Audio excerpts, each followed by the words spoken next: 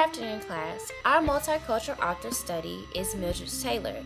Mildred Taylor's use of literary elements throughout her works is distinctive and unique. For example, the use of setting and characterization in The Land, Let the Circle Be Unbroken, and The Road to Memphis, as well as Roll of Thunder, Hear My Cry, are all interconnected with the author's history. The setting in the author's writing is very important because it influences the characters and produces challenges that characters strive within. The author gives rich details and description, which allows the reader to map out or visualize the information. The author used the South, specifically the state of Mississippi, as a primary setting of her works, where her own family land is located. Characters and events revolve around this specific place. Characters in Mildred Taylor's works are often built upon their relations with others.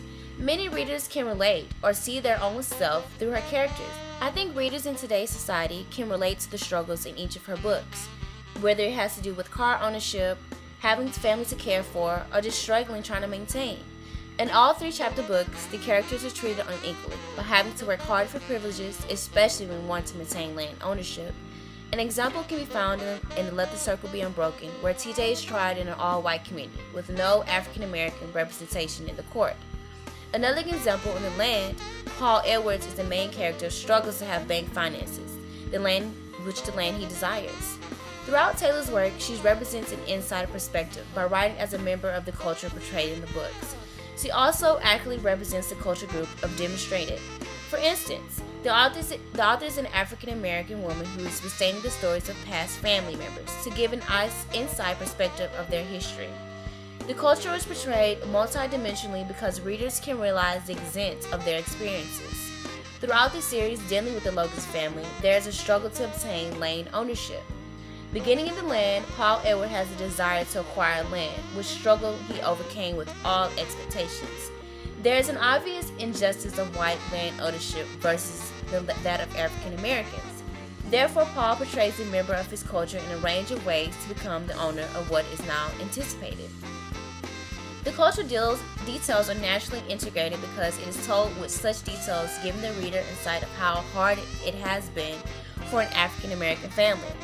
The Logans, to keep their land, what makes the story come alive. An example is when David in Roll of Thunder, Hear My Cry has to leave his family for almost a year to gain income to hope in keeping their land, while his children and wife had to maintain the plantation. This gives the readers an insight of father being away from their family for such a long period of time. The details are accurate because the author is focusing on one specific place and time. She interprets the roles throughout her series of books in a time sequence, where readers can easily follow events in chronological order. After ending the hardships of being seen unequally through the eyes of most in the community, in The Road to Memphis, Cassie's being to envision her future. Education was such as law school. The language is authentically throughout her books. Readers are able to see their own and others' cultures through the use of language. The dialogue of the African American community is used realistically, for example, y'all, getting, ain't, worrying, or suppose.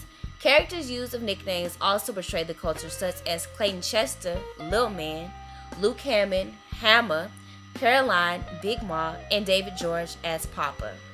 Mildred Taylor dedication pages are often given thanks to her family. She especially makes notes to her father, whose stories of his family lives in Mississippi were passed down throughout the generations. Each experience gave Taylor an understanding of the reality of every situation, as she learned them in either the South or in her northern home, many of which dealt with the understanding of her great-grandparents' lives, slavery, and thereafter of those who lived, not free, and who would not let their spirits be enslaved. It was important to her father to have his children to be familiar with the land of Mississippi, and he organized trips to visit his family, which would still reside there. Since many of the ideas about which the author writes were inspired by the experience of those close to her, after the passing of Mildred's father, she also relied on her Uncle James, Edward Taylor, and Eugene Taylor to keep the storytelling alive. The author recalls the stories she has heard as being funny, happy, and often full of beauty, grace, and gentle dreams. She also describes the events so full of detail and alive regardless of taking place 10 or 40 years ago. The Land is a pre-sequel to The Song of Trees and Roll of Thunder, Hear My Cry. It is a Coretta Scott King Award winner. This book is about the history of how the land was purchased by Cassie's grandfather, Paul Edward Logan. Paul Edward was born in Georgia to a white man and his black mistress, Deborah. He has 3 white brothers and 1 black sister named Cassie. He also has a light complexion, which made it easier for him to pass as a white man, and an African American boy by the name Mitchell, whose family does share carpentry with their father. Land torments Paul as his younger years, until Paul deals with this situation differently. They gain respect for one another. Later in time, Paul and Mitchell go with Paul's father to East Texas for a horse fair. Paul disobeys his father on the trip by riding another man's horse in a race. Both of them escape the angriness of Paul's father and end up working in the farm in Mississippi. Later in time, each parts their own way. Paul ends up at Vicksburg. There he meets Caroline, and soon later they get married. Mitchell helps Paul with his struggles for ownership of land. Then the 200 acres of land of South Vicksburg is up for sale, and Paul wants it. Eventually, a deal is made between Paul and the seller, but Mitchell is soon shot after this. Now Paul and Caroline struggle for ownership of the land. Paul's sister Cassie helps them out and they become owners of 200 acres. Paul and Caroline get married, but she is pregnant by Mitchell. The child name is Mitchell Thomas. Paul and Caroline become a family and move onto 200 acres of land. Let the Circle Be Unbroken won Coretta Scott King Author Award in 1982. This book follows the story of From Roll of Thunder, Hear My Cry, and is told from the point of view of Cassie. The book ultimately is a continuation of where Roll of Thunder, Hear My Cry left off with the trial of TJ, being tried in a white jury and he is found guilty.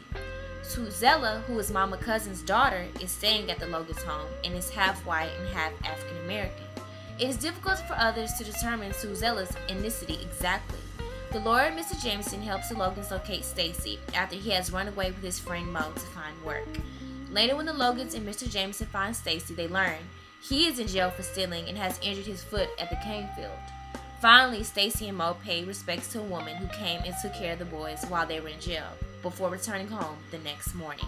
The Road to Memphis is the book of the last series involving the Logans. Cassie is now 17 years old and attending her last year in high school. She attends school in Jackson, Mississippi, where her older brother Stacy and his friends Little Willie and Mo work in factories. Cassie is no longer under the protective wing of her parents and Big Mom. She confronts the hostility of the white community and faces new, harsh realities. Everything takes a dramatic toll when Cassie, Stacy, and their friends Little Willie and Mo and Clarence stop at a local garage to repair a tire. Mo is harassed by 3 white dudes. He loses his temper and beats all 3 young men with a tire iron. Jeremy Sims helps Mo escape and drives him to Jackson to meet Stacy, Cassie, Little Willie, and Clarence. They realize that Mo isn't safe anywhere in South and decides to drive him through the night to Memphis, where they will put him on a train to Chicago. The trip to Memphis is filled with dangerous situations, and the headaches that Clarence has been complaining about get so bad that we have to leave them behind. Eventually they get to Memphis and put Mo on a train to Chicago. While Stacy, Cassie, and Little Willie are in Memphis, Clarence dies from brain hemorrhage. They return home grieving over the loss of their 2 good friends. The novel concludes with a bittersweet reunion at the Logan home, interrupted by Jeremy, who has come to say his last goodbyes to Logan before he enlists in the military.